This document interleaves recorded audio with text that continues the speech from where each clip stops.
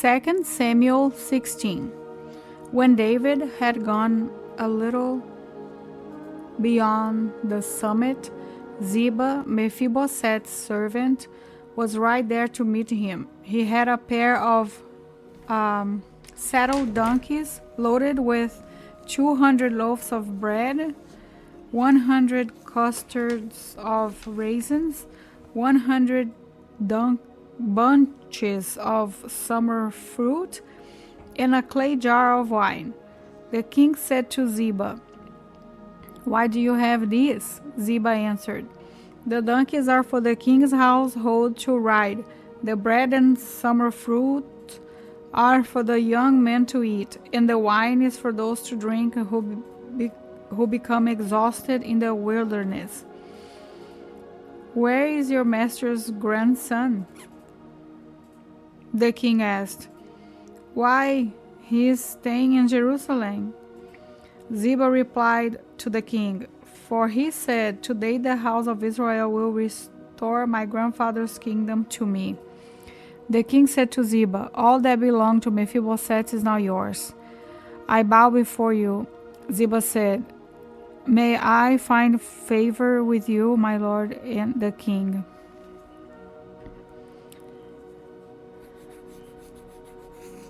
When King David got to Bahurim, a man belonging to the family of the house of Saul was just coming out. His name was Shimei, son of Gera, and he was yelling curses as he approached.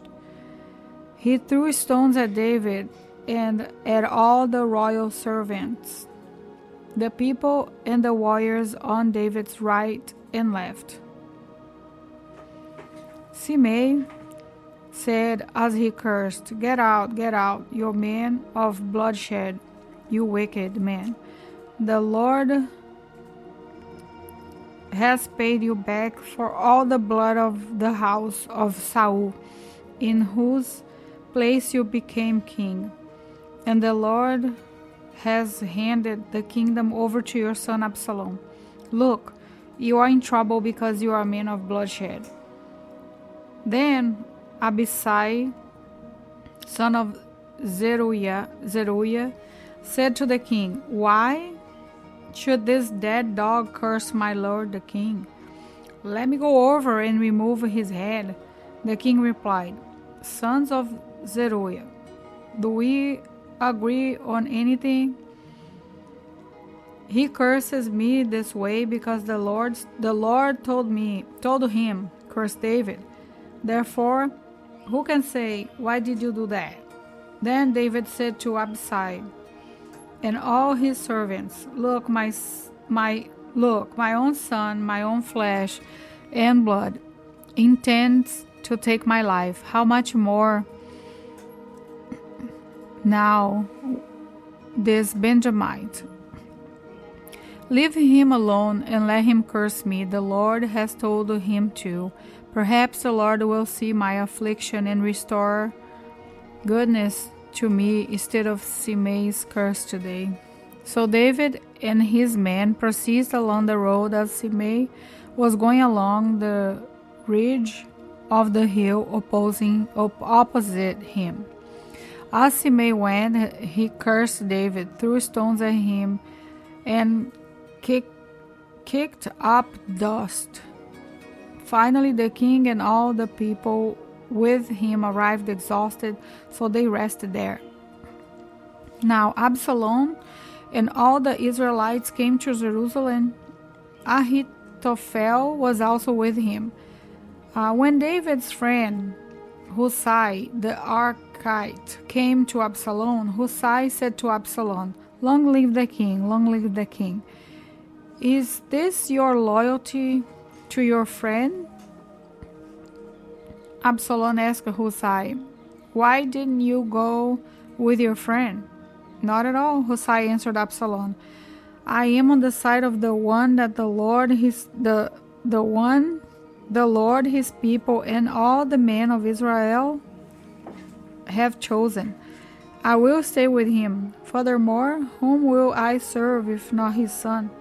As I served your father's presence, I will also serve in yours. When Absalom said to Ahithophel, give me your advice, what should we do? Ahithophel replied to Absalom, sleep with your father's concubines, whom he left to take care of the palace. When all Israel hears that you have become repulsive to your father, everyone with you will be encouraged. So they pitched a tent for Absalom on the roof, and he slept with his father's concubines in the sight of all Israel. Now, the advice Ahithophel gave in those days was like someone asking about a word from God. Such was the regard that both David and Absalom had for Ahithophel's advice. 2 Samuel 17. Ahithophel said to Absalom, let me choose 12,000 men, and I will set out in pursuit of David tonight. I will attack him while he is weary and discouraged, throw him into a panic, and all the people with him will scatter. I will strike down only the king and bring all the people back to you. When everyone returns, except the man you are looking for, all the people will be at peace. This proposal seemed right for Absalom and all the elders of Israel. Then Absalom said, summon Hushai the Archite also. Let's hear what he has to say as well. So Hushai came to Absalom, and Absalom told him, Ahithophel offered this proposal. Should we carry out this proposal? If not, what do you say? Hushai replied to Absalom, the advice Ahithophel has given this time is not good. Hushai continued, you know your father and his men.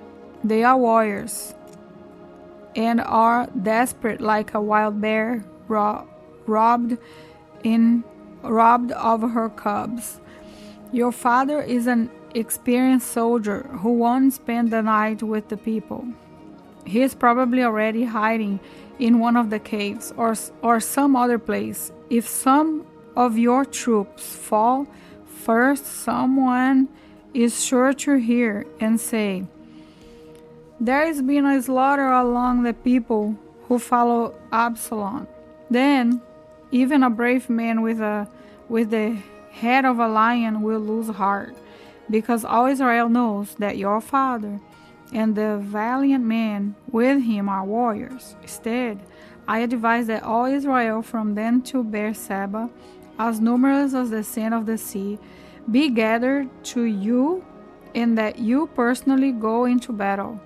Then we will attack David wherever we find him, and we will descend on him like dew on the ground. Not even one will be left, neither he nor any of the men with him. If he retreats to some city, all Israel will bring ropes that the city, and we will drag its stones into the valley until not even a pebble can be found there. Since the Lord had decreed that Ahithophel's good advice be undermined in order to bring about Absalom's ruin, Absalom and all the men of Israel said, the advice of Hushai the Archite is better than Ahithophel's advice.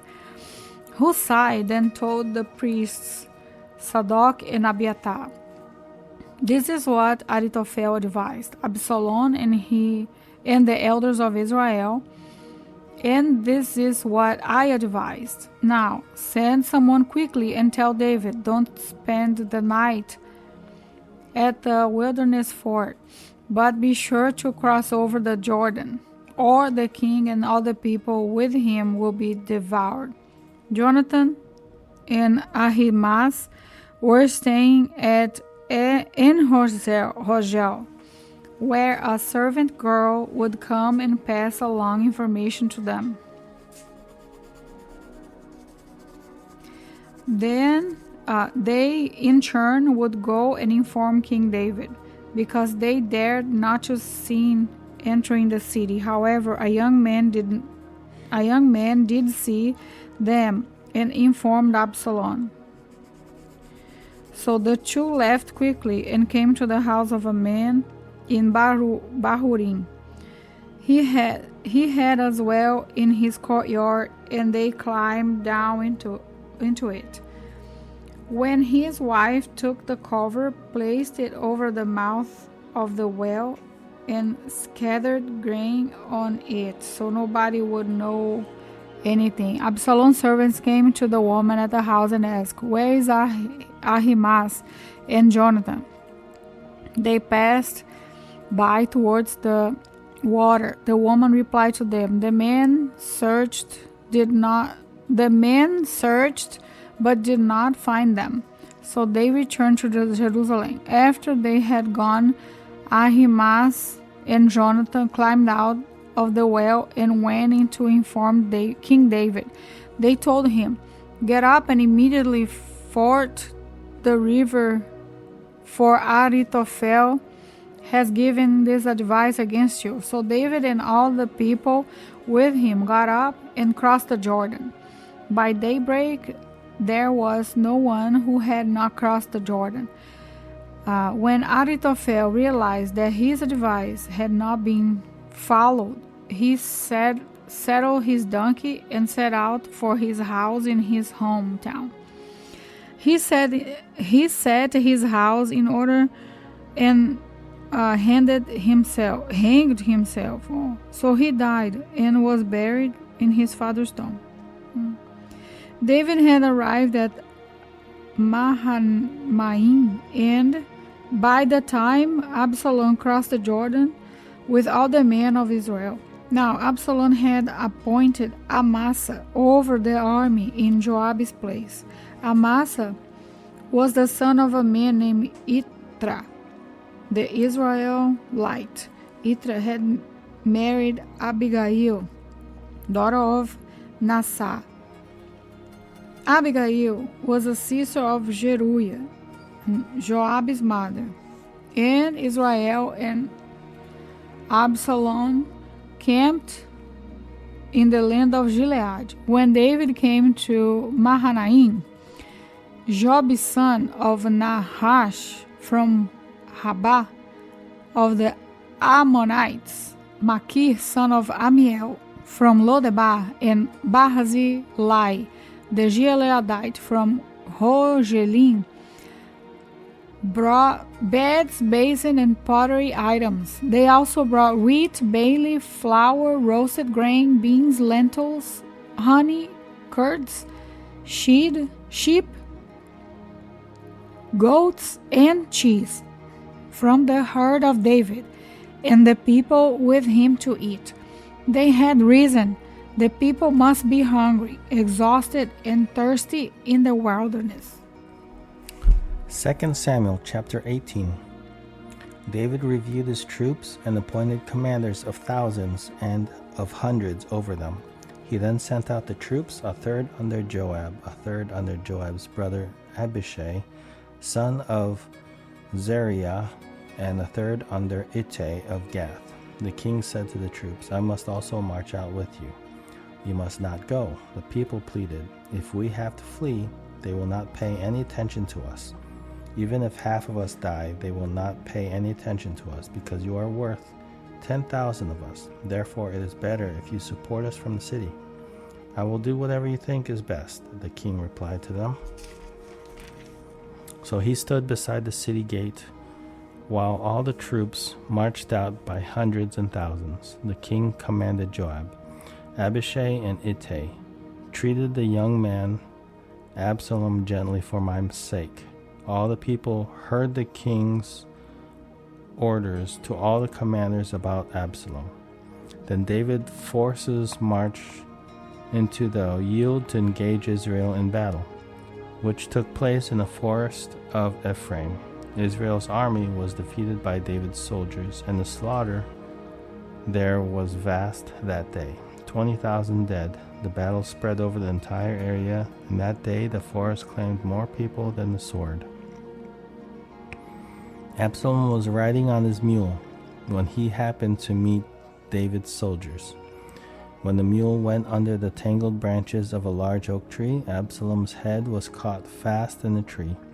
The mule under him kept going, so he was suspended in midair. One of the men saw him and informed Joab. He said, "I just saw Absalom hanging in an oak tree." "You just saw him?" Joab exclaimed. "Why didn't you strike him to the ground right there? I would have given you 10 silver pieces and the belt." The man replied to Joab, "Even if I had the weight of 1,000 pieces of silver in my hand, I would not raise my hand against the king's son. For we heard the king commanded you, Abishai and Ittai, protect the young man Absalom for me. If I had jeopardized my own life and nothing is hidden from the king, you would have abandoned me." Joab said, "I'm not going to waste time with you." He then took 3 spears in his hand and thrust them into Absalom's chest, while Absalom was still alive in the oak tree. 10 young men, who were Joab's armor bearers, surrounded Absalom, struck him, and killed him. Joab blew the ram's horn, and the troops broke off their pursuit of Israel because Joab restrained them. They took Absalom, threw him into a large pit in the forest, and raised up a huge mound of stone over him. And all Israel fled, each to his tent. When he was alive, Absalom had taken a pillar and raised it up for himself in the king's valley, since he thought, "I have no son to preserve the memory of my name." So he named the pillar after himself. It's still called Absalom's monument today. Ahimaaz, son of Zadok, said, "Please let me run and tell the king the good news that the Lord has vindicated him by freeing him from his enemies." Joab replied to him, "You are not the man to take good news today. You may do it another day, but today you aren't taking good news, because the king's son is dead." Joab then said to Cushite, "Go tell the king what you have seen." The Cushite bowed to Joab and took off running. However, Ahimaaz, son of Zadok, persisted and said to Joab, "No matter what, please let me also run behind the Cushite." Joab replied, "My son, why do you want to run since you won't get a reward?" "No matter what, I want to run." "Then run," Joab said to him. So Ahimaaz ran by way of the plain and outran the Cushite. David was sitting between the city gates when the watchman went up to the roof of the city gate and over to the wall. The watchman looked out and saw a man running alone. He called out and told the king. The king said, "If he's alone, he bears good news." As the first runner came closer, the watchman saw another man running. He called out to the gatekeeper, "Look, another man's running alone. This one is also bringing good news," said the king. The watchman said, "The way the first man runs looks to me like the way Ahimaaz, son of Zadok, runs. This is good news. He comes with good news," the king commented. Ahimaaz called out to the king, "All is well," and paid homage to the king with his face to the ground. He continued, "Blessed be the Lord your God. He delivered up the men who rebelled against my lord the king." The king asked, "Is the young man Absalom all right?" Ahimaaz replied, "When Joab sent the king's servants and your servant, I saw a big disturbance, but I don't know what it was." The king said, "Move aside and stand here." So he stood to one side. Just then the Cushite came and said, "May my lord the king hear the good news. The Lord has vindicated you today by freeing you from all who rise against you." The king asked the Cushite, "Is the young man Absalom all right?" The Cushite replied, "I wish that the enemy of my lord the king, along with all who rise up against you with evil intent, would become like that young man." The king was deeply moved and went up to the chamber above the city gate and wept. As he walked, he cried, "My son Absalom, my son Absalom, if only I had died instead of you. Absalom, my son,